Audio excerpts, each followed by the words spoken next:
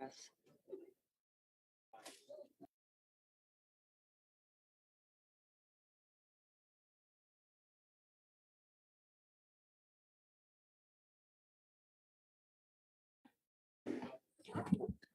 The organizational meeting of the House Committee on Suffrage and Electoral Reforms in the 90th Congress is hereby called to order. Let us all stand for the singing of the national anthem.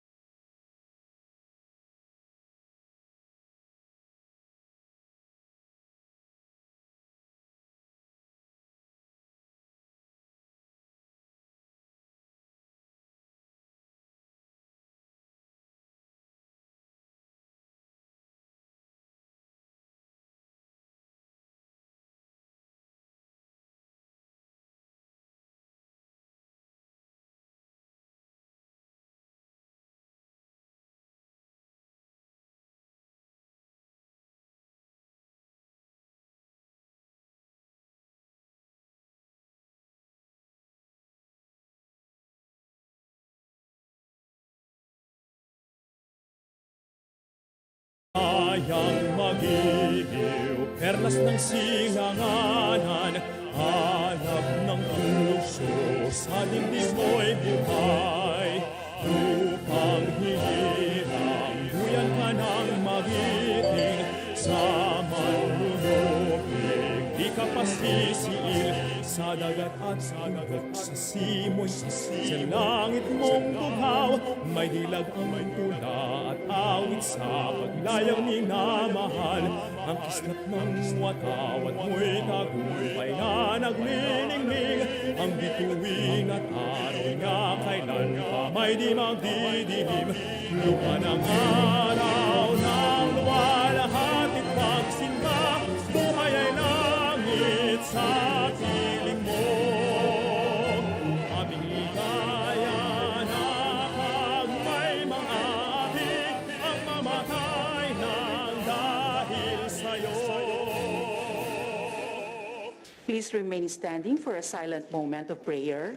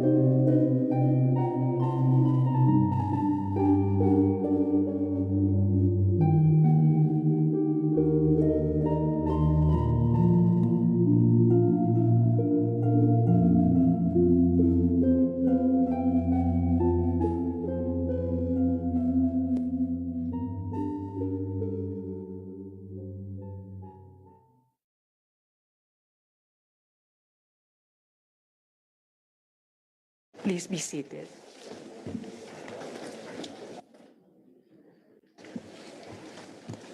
Comsec, please call the roll.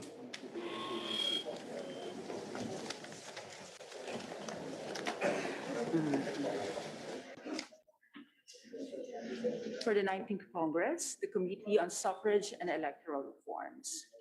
Chairperson, Honorable Maximo Dalog Jr. from the Mountain Province, Lone District. Vice Chairpersons, Representative Francisco Jose Bingo Matugas II. Just to say good morning. Surigao del Norte, 1st District. Representative Maria Rinean Lourdes Matibag, Laguna, 1st District. Representative Jonathan K. Flores, Bukidnon, 2nd District. Representative Drixie May S. Cardema, Party List Duterte Youth. Representative Reynante U. Arrogancia, Quezon, 3rd District. Representative Juliet Marie de Leon Ferrer, Negros Occidental, 4th District. Representative Elpidio F. Barsaga Jr., Cavite, 4th District. Members for the majority, Representative Luisa Lloren Quaresma, Nueva Vizcaya, Lone District. Representative Sherny Eitan Tambut, Party List Kausug-Tausug. Representative Alfred C. de los Santos, Party List Ang Provinciano. Representative Rodolfo Ompong M. Ordanes, Party List Senior Citizens. Representative Jose Gay Padiernos, Party List GP Party. Representative Munir Arbison Jr., Sulu, 2nd District. Representative Maria Victoria C. Copilar, Quezon City, 6th District.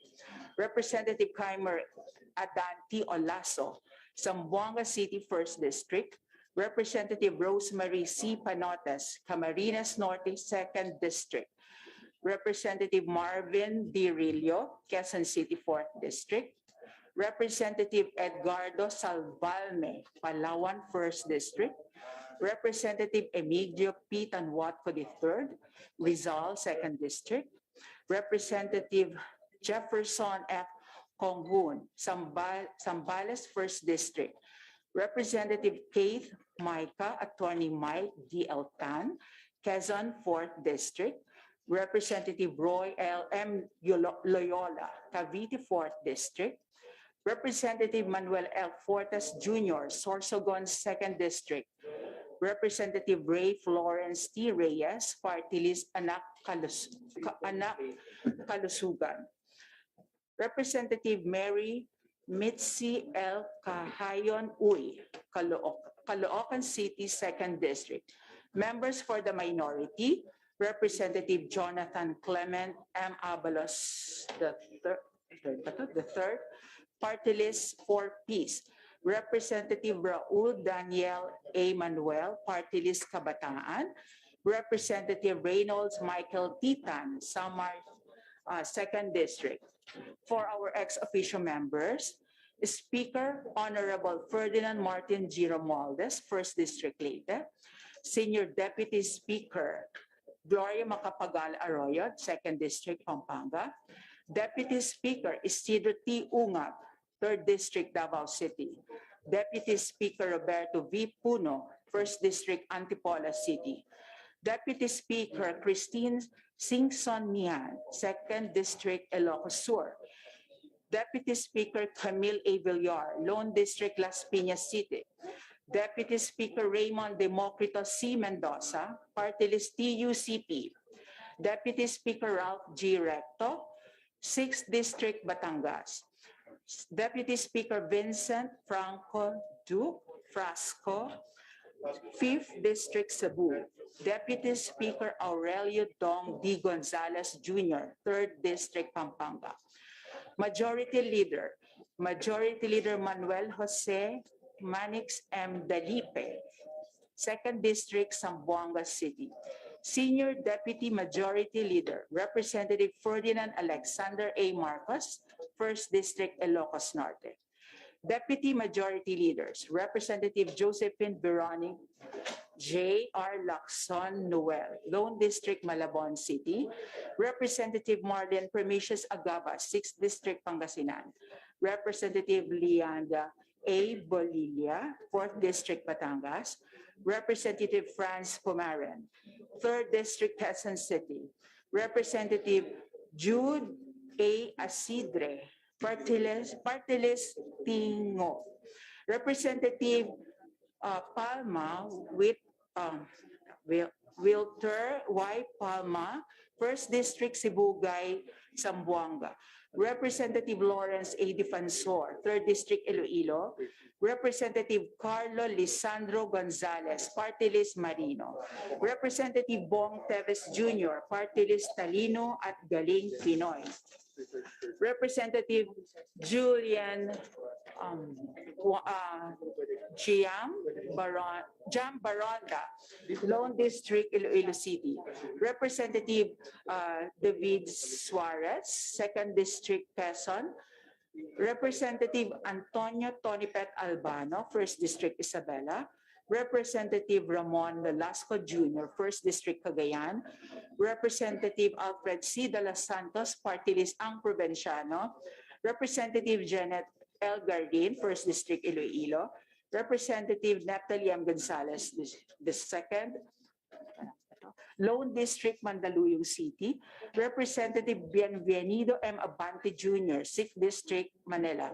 Minority Leader, Representative Marcelino C. Libanan, party list 4Ps. Senior Minority Leader, Representative Raul Ruiz Daza, 1st District, Northern Samar. Deputy Minority Leaders, Representative Bernadette B.H. Herrera, party list BH, Representative Presley C. De Jesus, party list Felreca, Representative Mujib S. Hataman, Lone District, Basilan. Representative Franz L. Castro, party list Act Teachers. Representative Stephen James Titan, 1st District, Samar. Representative Lex Anthony Chris Colada, PL Ambis OWA. Representative Florencia G. Noel, PL Anwaray, and the Committee on Accounts, Representative Yeda Marie K. Romualdez, party list Tingo. That's all the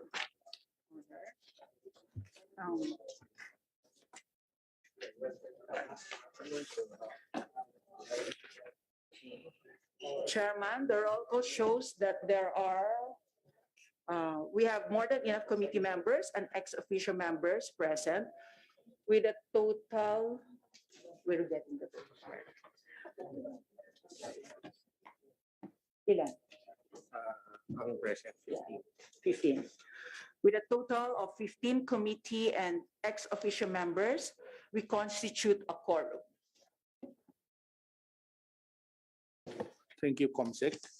Good morning, everybody. Before we start, I wish to recognize our members in attendance today, namely our Senior Deputy Speaker, former President Gloria Macapagal-Arroyo, ma'am. Committee Vice Chair Elpidio F. Barsaga. Committee Vice Chair Drixie May S. Cardema. Committee Vice Chair Reynante U. Arrogancia. Committee Vice Chair Francisco Jose Bing Matugas. Committee Member Manuel Junior Fortes. Committee Vice Chair Juliet Marie De Leon Ferrer. House Member Richard I. Gomez. House Member Maria Teresa V. Collantes. House Member Francisco Paulo Ortega.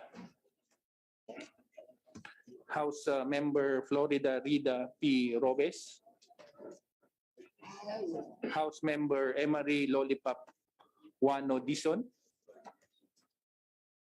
House Committee Member Ray Florence T. Reyes.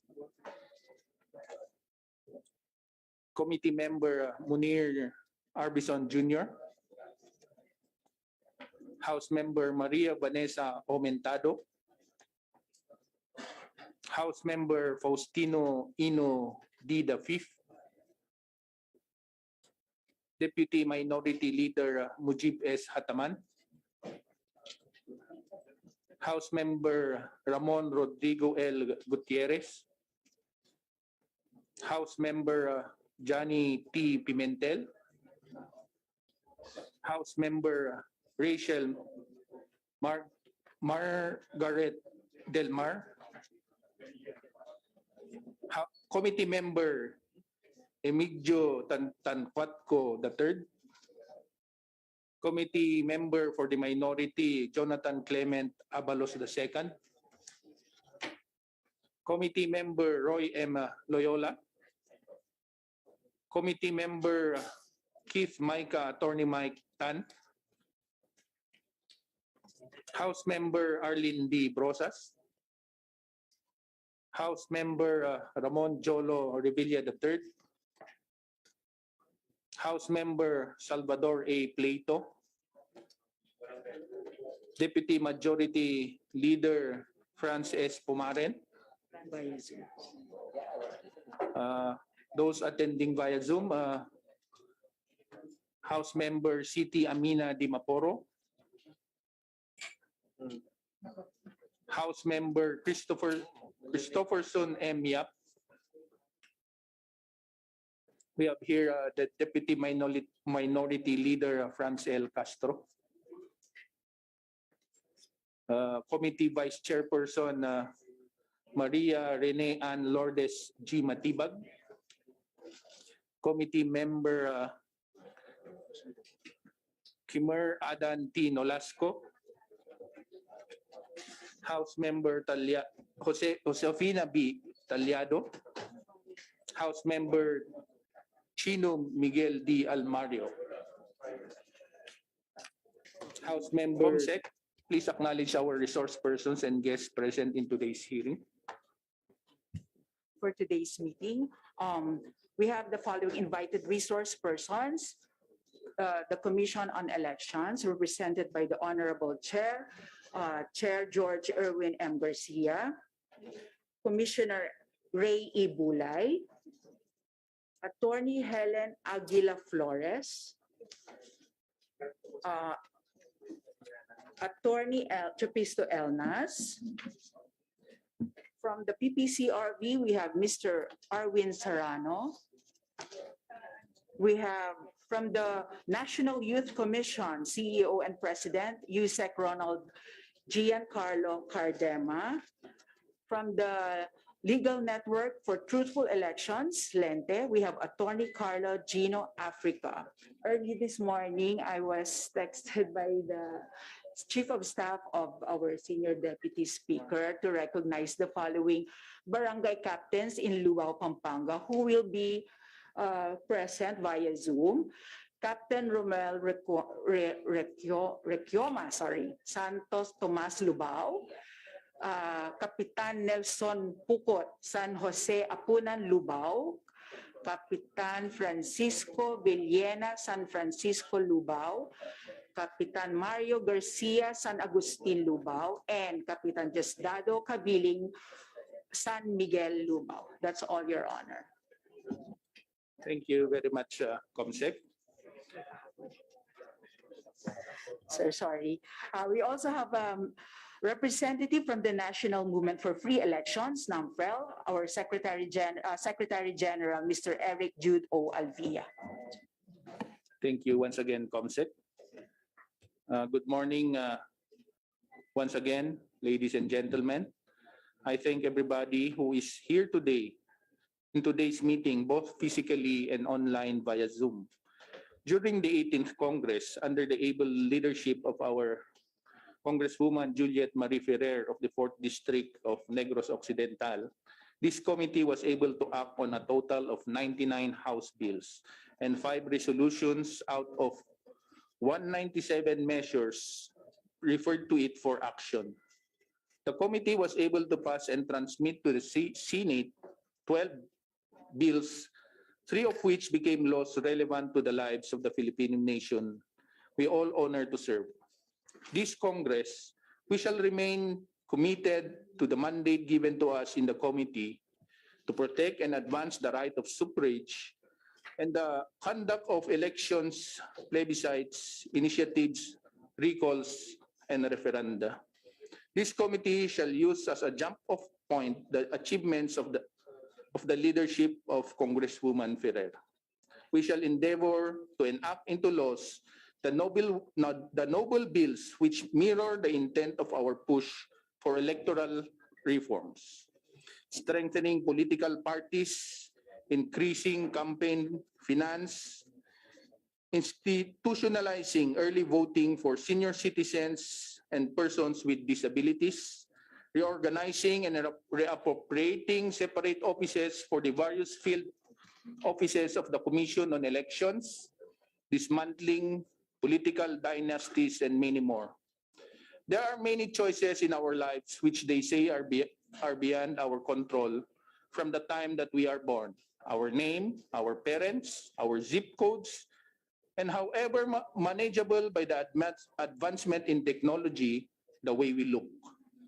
On the bright side, there are also many other things that we have a sense of control over. The way we exist in this shared space we are in, and consequently, the way we ensure that others are also made to live. As public servants, let us bear in mind that whatever we choose to do or not to do, with the power entrusted to us by the people we serve, is also a reflection of what we deserve or not deserve to enjoy in this lifetime. As public servants, let us strive hard to work in synergy in providing our people and our nation not only an idea of a better life, but a path towards a just, equitable, and dignified society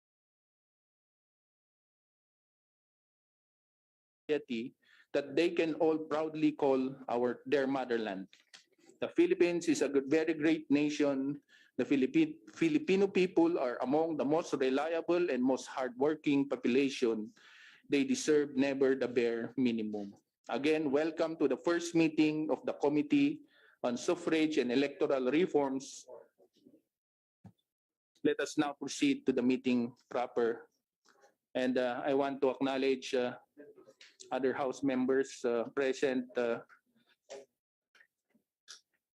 House Member Dean Asistio and Committee Member Mary Mitzi Kahayon Uy.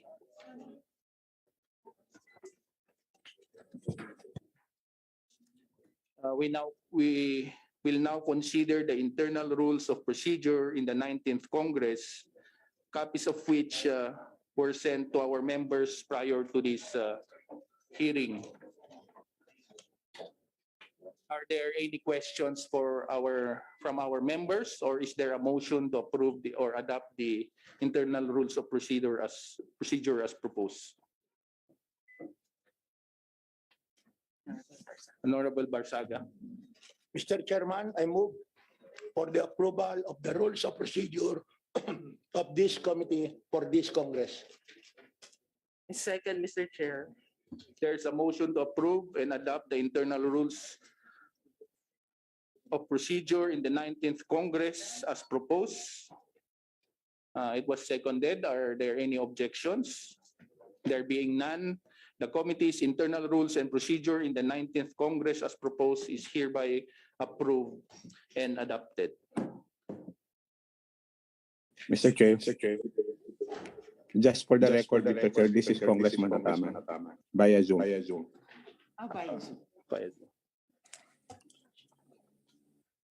Just for the record, Mr. Chair, that this representation did not receive any copy of the internal rules. Just for the record.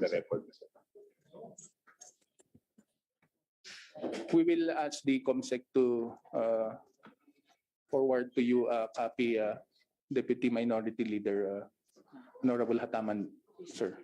Thank you, Mr. Chair. I think they send it with the notices of meetings. It is attached. My staff, Mr. Chair, just received this morning the copy by the invitation for this meeting. In fact, that's why I can't make it to the face-to-face hearing today. We received the Viber information at around 8:30 in the morning. Just for the record. We apologize, Deputy Minority Leader. But We sent it last night kasi the referral of the bills was, the 3 bills was only referred yesterday afternoon. we, Honorable Ataman, the COMSEC sent the notice of hearing because the last night, August 11, we sent the notices. August 11, we sent. it was sent on August 11, Deputy Minority Leader, through email and But my chief of staff just informed me this morning that he received a chat via Viber on this morning around 8:30 in the morning. For the record, Mr. okay, we apologize to that, Deputy Minority Leader, Honorable Hataman. We sent it on time. May we acknowledge likewise our committee member Marvin D. Rillo and House Member Jaime D. Cojuangco. Sir, may I also acknowledge the presence of Attorney Cynthia Falcotelo Fortes of the League of Municipalities.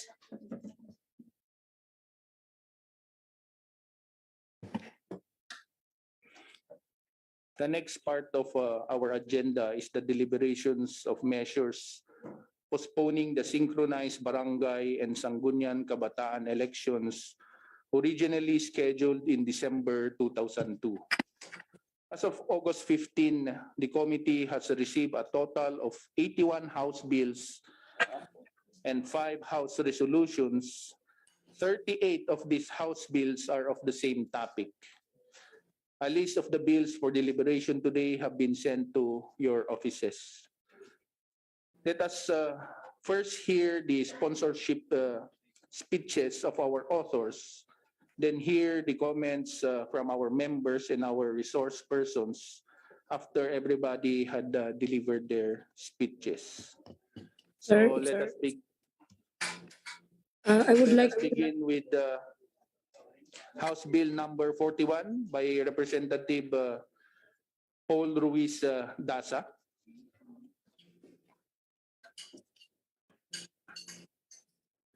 Honorable Daza.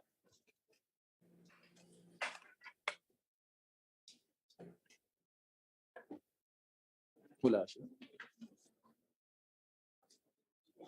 We will go back later. We'll just proceed on.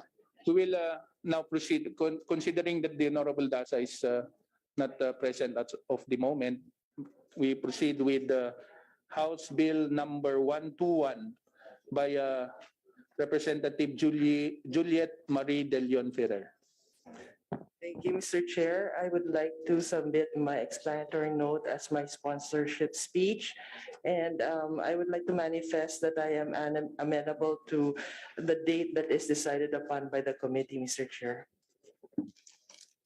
Thank you, Honorable Ferrer.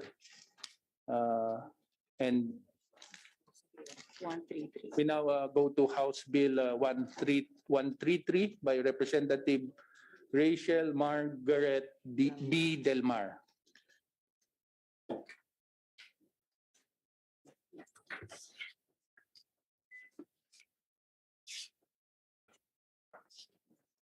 In the meantime, let's just-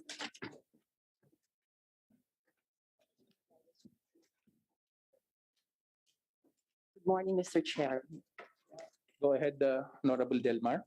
This measure seeks to postpone the December 5, 2022 Barangay and Sangguniang Kabataan elections to December 4, 2023.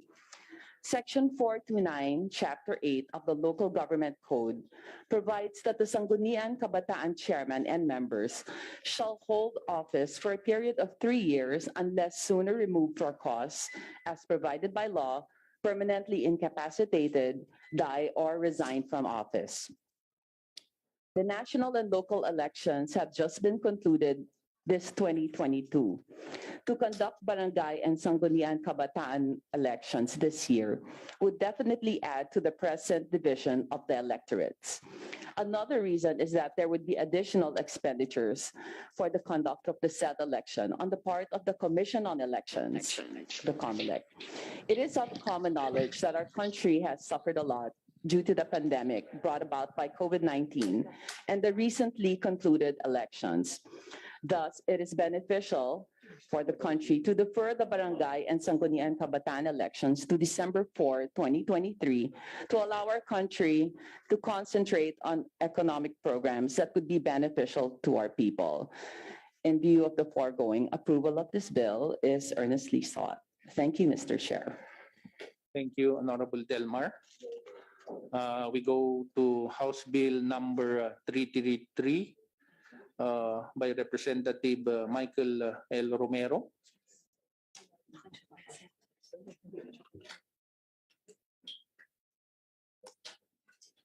Is the Honorable Romero present? Online. We will now go to House Bill number 398 by Representative Gus S. Tambunting.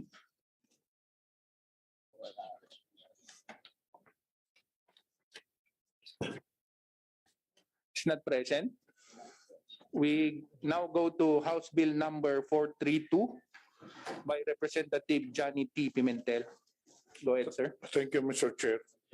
And may I read the explanatory note? This bill seeks to postpone the December 2022 Barangay and Sangguniang Kabataan elections to May 2024. Barangay is the basic unit of our government. As such, barangay officials are at the forefront of the government service. They serve as the crucial figureheads in our communities. In the direst moments, it is the barangay which mobilizes the state machinery to deliver the most basic of needs of the people. These past 2 years could be arguably treated as lost years since a worldwide pandemic has struck us. It was the barangays and its officers which were in the front lines. They carried out much of the country's contact tracing efforts. Furthermore, it was also them which facilitated the general and localized lockdowns. When we enacted the Bayanihan laws, it was also the barangays which stood in the front to deliver the much needed social aid to the communities. And we finally were able to arm ourselves with vaccines. It was also the barangays and its officers which were in the forefront of implementing our countrywide vaccination efforts in encouraging the community to be jammed. Roughly 2 years were lost for our elected officers to carry out their regular mandate.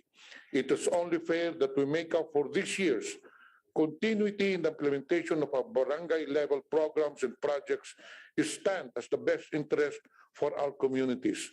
The consideration of this bill is earnestly sought, Mr. Chair. Thank you, Honorable Pimentel. We now go to House Bill number 480 by Senior Deputy Speaker Gloria Macapagal-Arroyo, ma'am. Please proceed. Thank you, Mr. Chair. I joined 37 other members of Congress who have filed a bill to postpone the barangay elections, and we all have very similar explanatory notes. So I joined them also in the explanations. I just want to add that we only differ, I think, in terms of when the elections will be held. And on my part, my bill provides for, like many others, my bill provides for May 2024. And further, I just want to add that this is not the first time we are postponing barangay elections. It's something that we do every so often when there is a need for it. So therefore, I earnestly request our committee and our colleagues in the plenary to pass this bill. But like Congresswoman Ferrer, since the difference is in when the elections will be held, we will bow to the wishes of the majority of this committee on when the actual elections will be held. Thank you, Mr. Chair. Thank you, Deputy Speaker, Ma'am Gloria Macapagal-Arroyo. May I acknowledge first Congress Congressman Mark Ogo of the Lone District of Baguio City, who is with us through Zoom. We now go to House Bill number 504 by Representatives Edvic G. Yap, Eric Go Yap, Paulo Z. Duterte, and Jeffrey Soriano. Can we ask Congressman Jeffrey Soriano to... Honorable Chairman Maximo Dalog Jr., my dear colleagues, ladies and gentlemen, good morning. And it is my honor to sponsor the proposed House Bill number 504, or an act postponing the December 22 Barangay and SK elections, amending for the purpose of RA 9164, as amended by RA 9340, RA 10632, RA 10656, RA 10923, RA 10952, and RA 11462. Also sponsoring House Bill 504 with me are Representatives Eric Yap, Paulo Duterte, and Edvic Yap. Please note that the title must accommodate the postponement of December 22 Barangay and SK elections, erratum to the May 2023 that is mentioned. This bill seeks to postpone the December 2022 Barangay and SK elections in hope to address the interruption in the term of the incumbent Barangay and SK officials, extending their respective terms for another year. As the country's basic political unit, the barangay would be allowed to efficiently deliver all ongoing programs, services, and projects in the community, especially at the expense of the proliferating effects of the COVID-19 pandemic. After all, the barangay is a backbone and the first line of defense of local governance. The 2022 presidential elections has only been recently concluded, and admittedly, it has been divisive, contentious, and costly for the whole nation. Hence, it would not be prudent to immediately hold the nationwide barangay elections amidst these circumstances. The postponement would grant relief from the heavy social, economic, and political toll that the elections, most especially presidential elections, entail. In view of the foregoing, immediate approval of this bill is earnestly sought. Thank you, Mr. Chair. Thank you, Honorable Soriano. Before we proceed, may we recognize committee member Jose Gay GP Padiernos.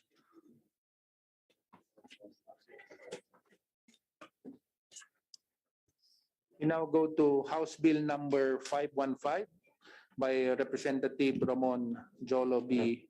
Revilla III. Thank you, Mr. Chair. Distinguished members of this august body, dear guests and everyone here today, good morning. Barangay governments are considered as the smallest local government units and serves as the foundation of good governance. They are the vanguard of local development that partners with the national government to effectively plan and implement programs and projects for the people, as well as enforcing laws and executing government interventions. The composition, qualifications, and power of our arduous barangay officials are sufficiently provided by law to effectively serve our people. While the Local Government Code of 1991 provides that the Sangguniang Kabataan chairman and its members shall hold office for a period of 3 years, the national and local elections have concluded this May 2022. If the government pushes for the Barangay and Sangguniang Kabataan elections this year, it will create political fissure among our electorates. Moreover, it is estimated that the December 2022 Barangay and Sangguniang Kabataan elections would cost our national government around 8.44 billion pesos to effectively implement the poll. While we recognize the constitutional right to suffrage of our people, must also be underscored that our country is still plowing its way towards economic recovery from the dire consequences brought by the COVID-19 pandemic. Therefore, we must also focus on urgent others, include agricultural and food security, climate change adaptation, improved healthcare and education utilization of renewable energy resources, and strengthen tourism and jobs creation. Hence, House Bill number 515 seeks to postpone December 2022 Barangay and Sangguniang Kabataan elections and reset it from December 5, 2022 to December 4, 2023. I hope that with wisdom and support of the committee, we'll be able to enact this proposed measure into law. Thank you, Mr. Chair. Thank you. Thank you very much, Honorable Revilla. Before we proceed, let me acknowledge the Deputy Majority Leader, Wilter Y. Palma, sir, and House Member Muhammad Khalid Q. Dimaporo via Zoom. We now go to House Bill number 937 by Representative Richard I. Gomez. Please proceed, Honorable Gomez. Thank you, Mr. Chairman. House Bill 937, and after postponing the December 22 Barangay and SK elections amending for the purpose of Republic Act 9164 as amended by Republic Act 9340 and Republic Act 10632, RA number 10656, RA 10923, RA 10952, and RA 11462 and for other purposes. Mr. Chairman, we must understand that we just came from a very chaotic national and local elections, and election wounds are still very fresh and painful. No? And by postponing this Barangay and SK elections this year, the government will be saving about 8+ billion pesos, which can be used for priority programs such as agriculture and the like. And by next year, come budget season, we can put in another budget for elections for next year. And also, there's a surge in COVID cases right now, and all barangays are activated to protect our people in the barangays, and it will be very difficult, and there will be very little time to teach new barangay officials on COVID COVID protocols. No, and I join everyone, and we can postpone this for next year, or if the committee decides on a specific date, I am for it. Thank you so much, Chairman. Thank you, Honorable Gomez. We now go to House Bill number 949 by Representative Patrick Michael D. Vargas. Please proceed. May we ask if Representative PM Vargas is present? We'll go back we now proceed to House Bill number 995 by Representatives Luis Raymond L. Ray F. Villafuerte Jr., Miguel Luis R. Villafuerte, Tsuyoshi Anthony G. Horibata, and Nicholas C. Enciso VIII. Are any of the authors present? We proceed with House Bill number 1035 by Representative Francisco Jose Bing F. Matugas II. Please proceed, Your Honor. Thank you, Mr. Chair. I submit that my explanatory notes be my sponsorship speech, and to add, during the last budget, I defended the budget of the COMELEC, and it was one of the reason that I submit this bill, because it's a big amount. Now I saw the amount lodged at the budget, about 12 billion at that time. And in fact, I proposed to the then Speaker, Lord Alan Velasco, to use the fund to augment the needs of the COMELEC during the recent elections and the needs of the other committees. I submit to the body the date that the body will prefer. Thank you, Mr. Chair. Thank you, Honorable Matugas. Before we proceed, let me acknowledge the Honorable Deputy Speaker Aurelio Dong Gonzales Jr. and Representative Jojo Lara. From Zoom, nandito na siya physically. And Kong Abalos is now here physically present from Zoom earlier. We proceed with House Bill number 1110 by Representative Marvin D. Rillo. Good morning, Mr. Chairman. Please proceed. The COVID-19 pandemic has greatly affected the economic health of countries and naturally the livelihood and sustenance of people all over the world. Now, because the virus has been more or less contained and preventive measures have been implemented to keep the lowest minimum, to the lowest minimum, if not totally eradicate its adverse effects, a lot of countries have started to open up to the world again and relax their restrictions to revive their economies and improve domestic demand conditions. Similarly, here in the Philippines, the present administration of President Ferdinand Marcos aligns its goals to support existing relevant national policies and formulate ways to further sustain the recent steady improvements in the economic conditions of the country, as well as the welfare of the people. Based on the Philippine Statistics Authority, the country's gross domestic products, or GDP, from the third quarter of the previous year, fourth quarter until the first quarter of this year, have steadily increased from 7.0, 7.8, and 8.3 respectively. This just shows that the country's gradual relaxation of pandemic restrictions greatly impacts the economic health of the nation and livelihood of the people. Hence, the policies that should be implemented in our country must further assist in the process of reviving the country's economy and improving the lives of the people.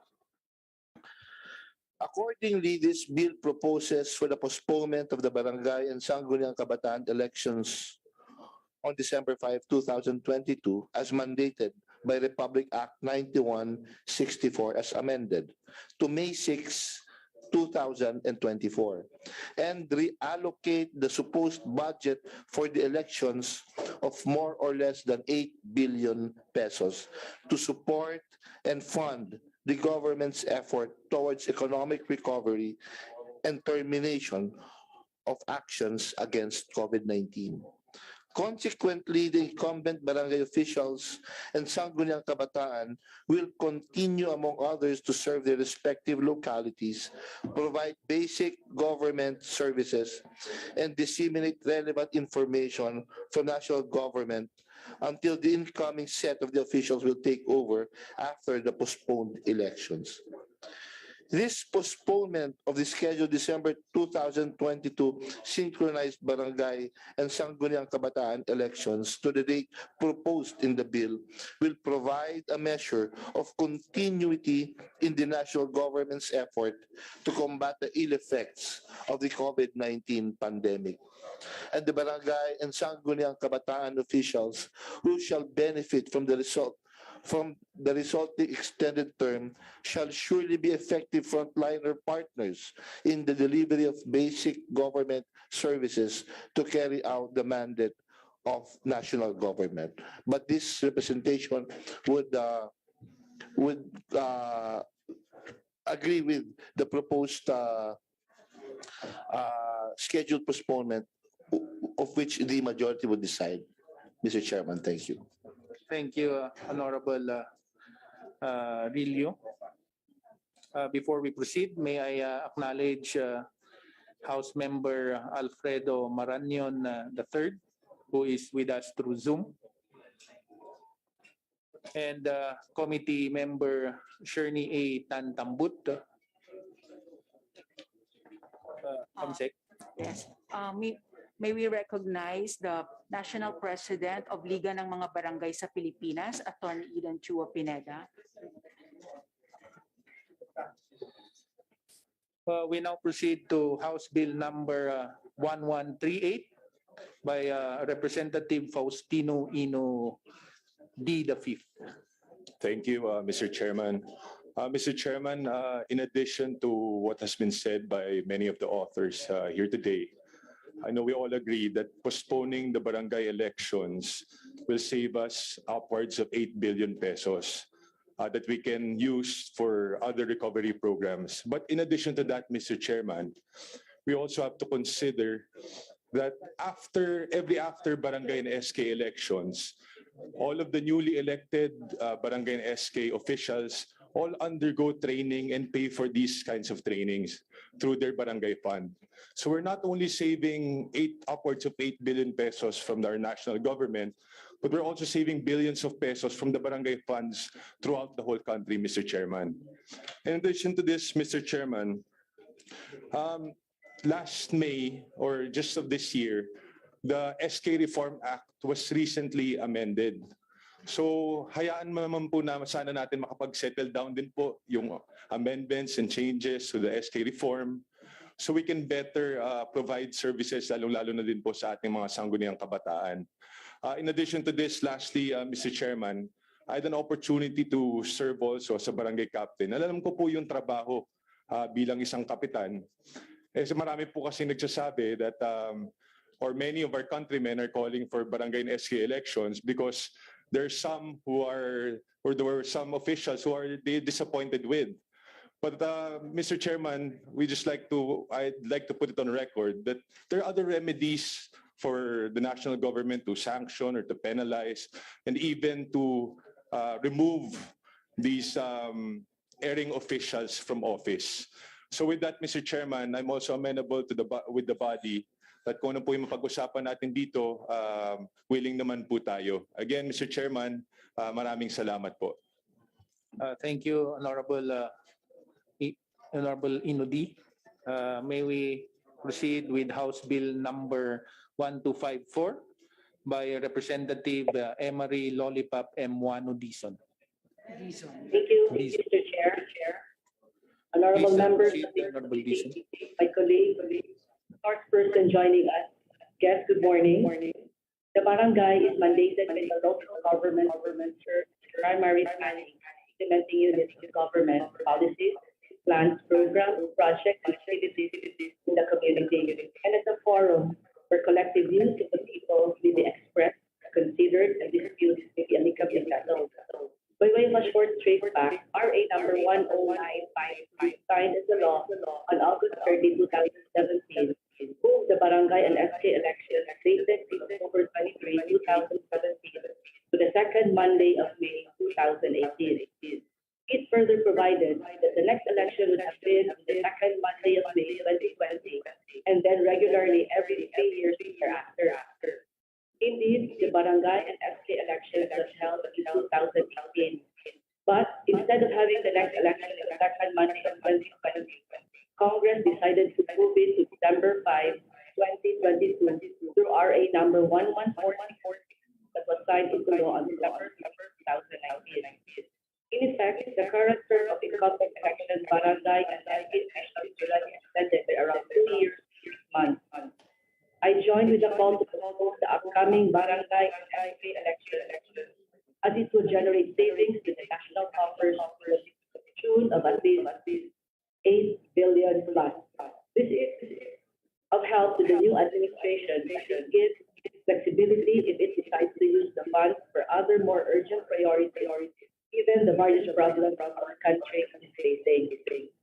As to the matter of timing, most of our constituents are fully aware that the Barangay and SK elections has already been postponed previously, and consequently, the current officials are enjoying more than 2 years extension, hence extending it another 2 years later, 2024 might not be welcome. I suggested October 2023 proposed House Bill number 1254 because September may not be the most appropriate season for politicking and devising them. It is also the time where agencies, including barangays, are doing their year-end evaluation and similar activities. But with representation, Mr. Chairman, you as a whole will eventually decide. Thank you, Mr. Chairman.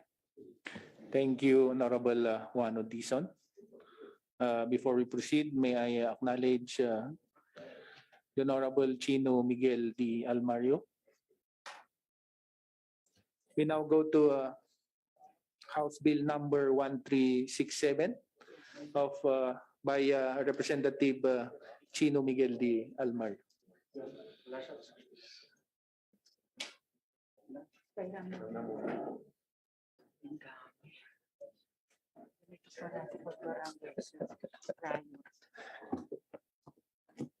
Thank you, Mr. Chair, and good morning to everyone. It is my honor to sponsor House Bill number 1367, and similar to the other bills that were mentioned this morning, they all seek to postpone the Barangay and SK elections. In my House Bill, it includes the specific date as October 9, 2023. And I am amenable to the committee's decision, and I'm flexible as well on their decision to change to whichever date they prefer. I also did stress here that postponing the Barangay and SK elections will be very helpful in the priority programs of our president, in saving money to push it and to realign it to programs that will better help and immediately help our Filipino people as well. So again, thank you for this honor, Mr. Chairman, and to all of our members here. And thank you. Thank you, Honorable Almario. We now proceed with House Bill number 1696 by Representative Edwin L. Olivares.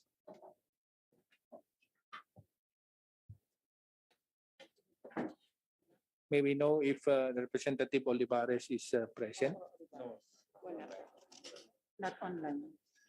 We now proceed to House Bill number 1840 by Representative Ron P. Salo. Online. Thank you, Mr. Chair. Please proceed, Honorable Salo. Good morning, Mr. Chair, and to all the members and resource persons. The next Barangay and Sangguniang Kabataan elections, Mr. Chair, is set to be held on December 5, 2022, or less than 4 months from now. However, given the coordination costs and expenses of organizing the elections, especially during a global pandemic and just after synchronized national local elections, it is proposed that we give the Commission on Elections and other involved agencies additional time to prepare and ensure a credible and effective barangay elections by postponing it, as I proposing, to October 2, 2023. This will also afford more time for the registration of voters for the barangay elections, particularly those who will vote for the first time. Further, after having gone through a very highly emotionally charged elections held last May of this year, rescheduling the barangay elections will provide a political respite for our people and will also allow the new administration to focus on economic reforms and programs that will elevate the plight of our people. Given all the reasons being mentioned by my co-authors, I respectfully join them in calling for the rescheduling the barangay elections, and I will submit to the wisdom of the committee on the exact date when will this be held. Thank you very much, Mr. Chair. Thank you, Honorable Salo. We now go to House Bill number 1932. Can we ask by Representative Mark Go, who is with us through Zoom?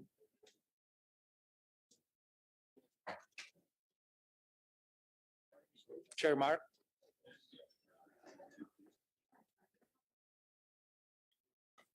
Hindi naman siya yan. Hindi naman siya yung kabilang.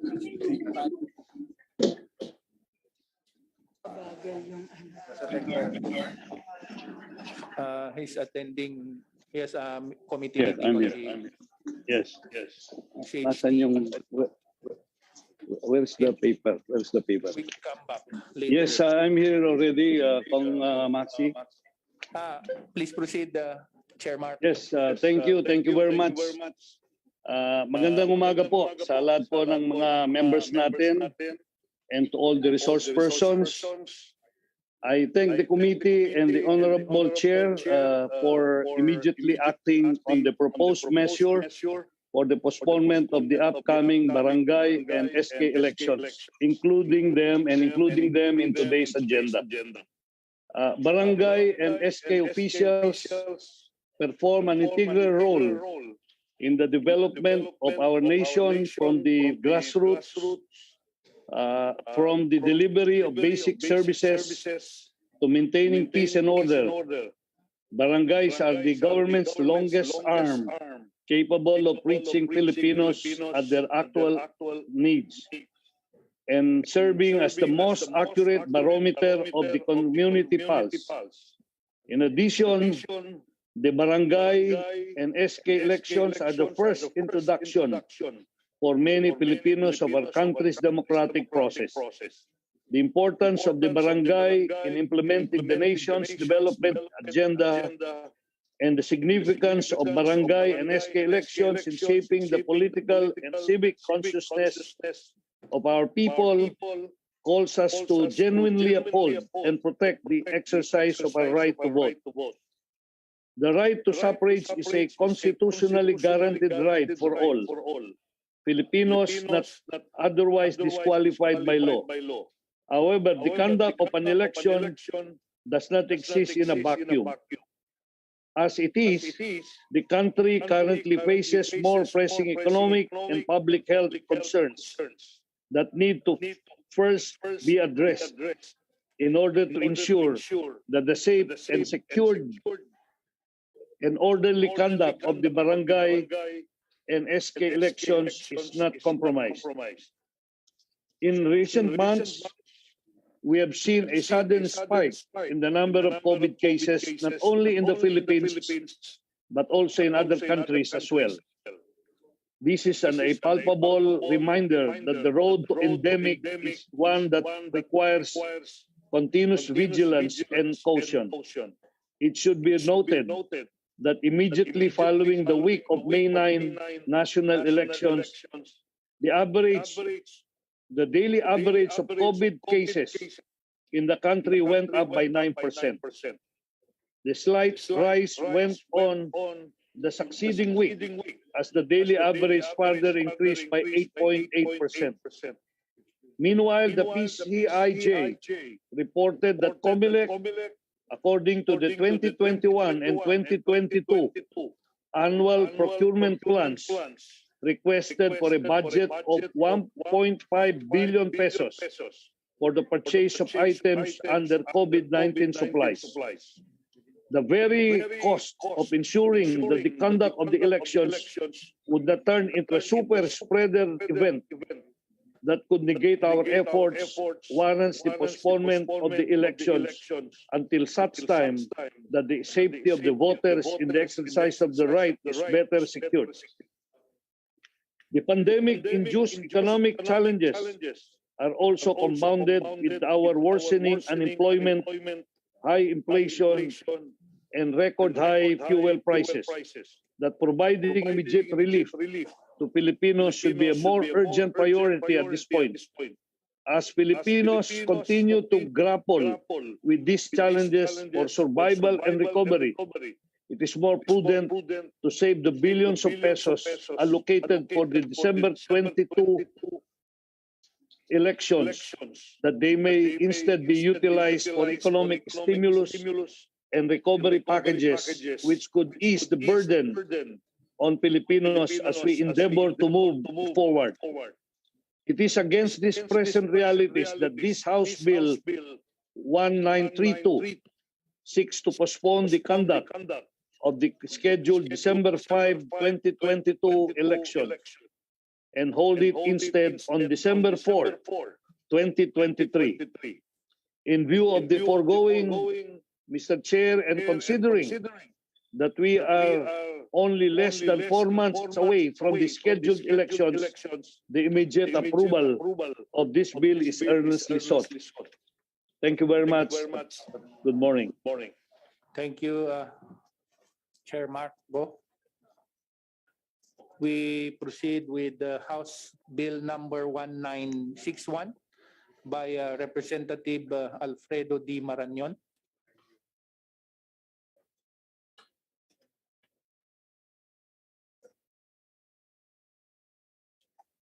Is the Honorable Marañon present?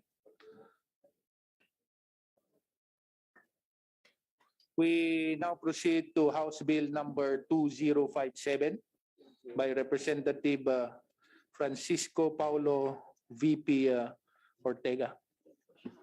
Please, Thank you, Honorable Chair. Naimbag na aldaw to our colleagues, and I share the sentiments and of course the advantages of postponing our Barangay and SK elections. And for the record, Honorable Chair, the date of postponement from this representation's filed bill is on May 2024. Thank you, Honorable Chair. Thank you, Honorable Ortega. We proceed to House Bill number 2071 by Representative Jaime D. Cojuangco. Mr. Chair, Please proceed. well, Representative Jaime Cojuangco has requested me to inform the committee that he likewise submits his explanatory note as his sponsorship speech. Thank you, Mr. Chair. Thank you, Honorable Delmar.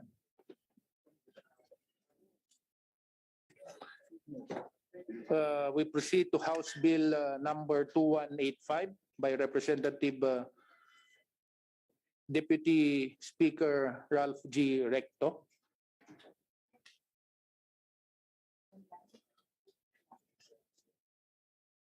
May we know if the Deputy Speaker Ralph G. Recto is present? Wala siya. Ay, kanina online siya. Nawala. He was here online, but we'll go back to the House bills later. We proceed with House Bill number 2235 by Representative Christopherson M. Yap. Good morning, Mr. Chair. Good morning, colleagues. Maadjong buntag sa tanang resource person na to.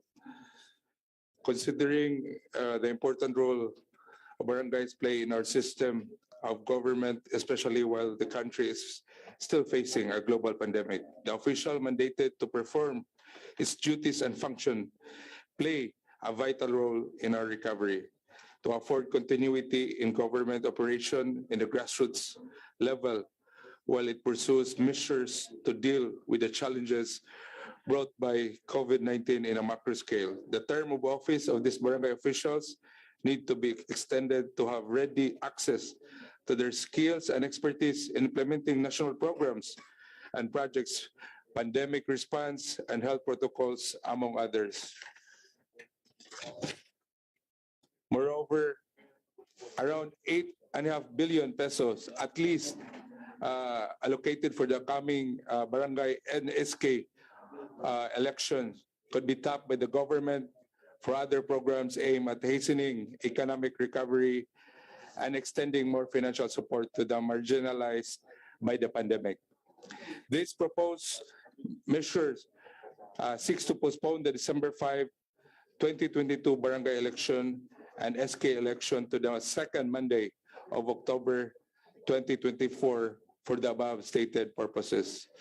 It is also meant to revert back the village polls to the original intended by RA 9164. Thank you, Mr. Chair. Thank you, Honorable Yap. We proceed with House Bill number 2240 by Representative Dean Asistio. Please proceed, Honorable Asistio.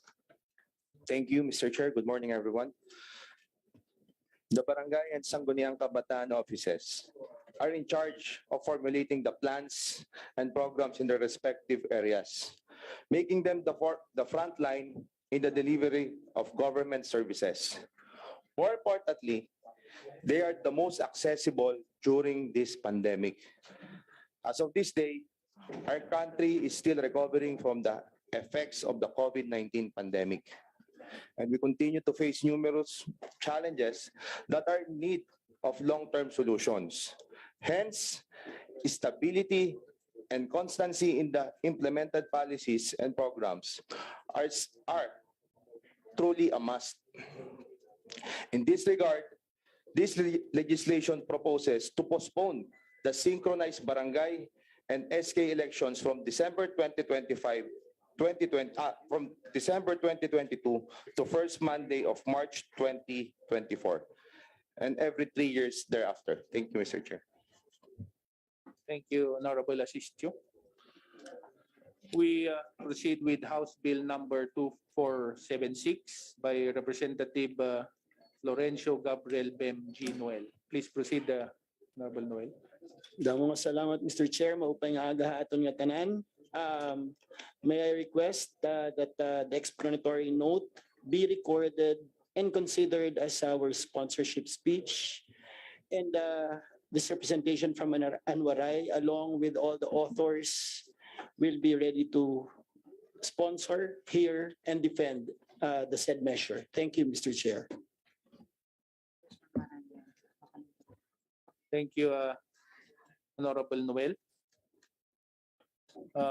I think Representative Marañon is already here. Are you present to sponsor House Bill number 1961? Good morning, Mr. Chair. Please Good proceed. morning, members of the Committee on Suffrage and Electoral Reforms.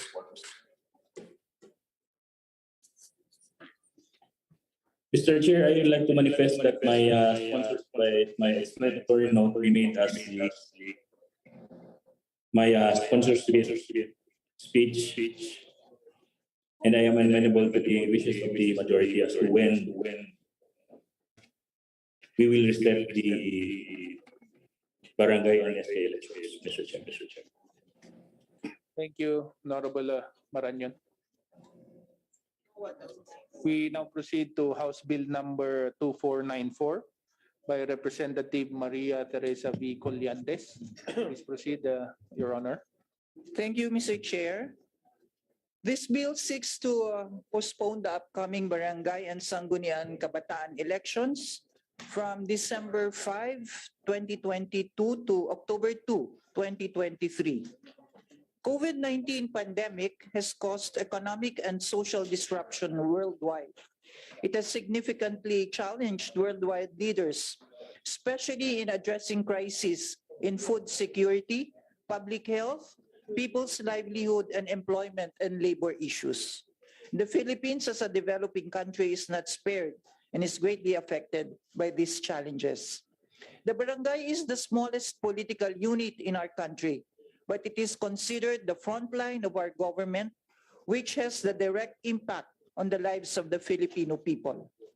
The barangay officials play a pivotal role in delivering the necessary programs of our government in addressing the adverse effects of the pandemic.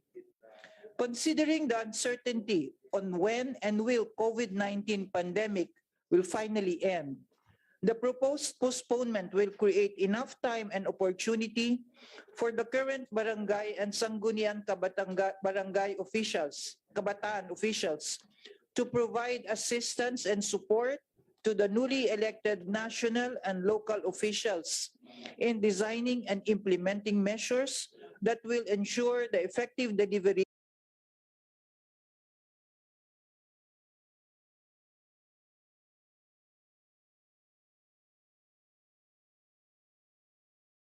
Person F. Kongkun.